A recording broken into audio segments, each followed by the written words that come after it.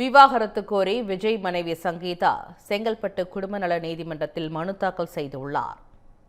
அந்த மனுவில் விஜய் தன்னையும் 2 வாரிசுகளையும் கடந்த 2 ஆண்டுகளாக பிரிந்து வாழ்வதாக குறிப்பிட்டுள்ளார். விஜய் ஒரு நடிகையுடன் அடிக்கடி வெளிநாடுகளுக்கு பயணித்து வந்ததாக குற்றம் சாட்டியுள்ள அவர், அந்த பயணங்களின் படங்களை நடிகை சமூக வலைதளங்களில் வெளியிட்டதாகவும் தெரிவித்துள்ளார். அந்த புகைப்படங்கள் சமூக வலைதளங்களில் பரவியதால் தனக்கும் குழந்தைகளுக்கும் அவமானம் ஏற்பட்டதாகவும் அவர் கூறியுள்ளார்.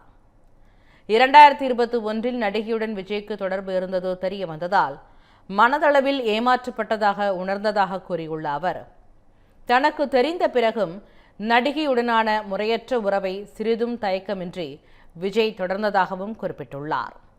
நடிகையுடனான தொடர்பை தட்டி கேட்டதால் தன்னை சுதந்திரமாக நடமாட விடவில்லை என்றும் பொருளாதார ரீதியாக விஜய் முடக்கியதாகவும் அவர் குற்றம் சாட்டியுள்ளார்.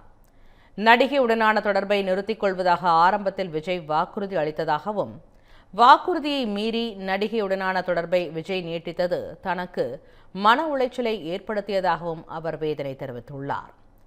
தேவையற்ற விளம்பரத்தை தவிர்க்கவும், அனைத்து தரப்பினரின் நற்பெயரை பாதுகாக்கவும் நடிகை பெயரை தற்போது குறிப்பிடவில்லை என்றும், நெருக்கடி ஏற்படும் பட்சத்தில் நடிகைக்கும் கணவர் விஜய்க்கும் இடையே தொடர்பு உள்ளதற்கான ஆதாரங்களை வெளியிடுவேன் எனவும் மனுவில் சங்கீதா தெரிவித்துள்ளார்.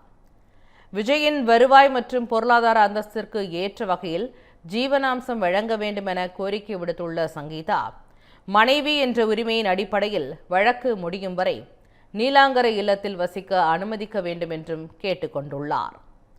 தொடர்ந்து இந்த மனு செங்கல்பட்டு குடும்ப நல நீதிமன்றத்தில் ஏப்ரல் 20ஆம் தேதி விசாரணைக்கு வரவுள்ளது.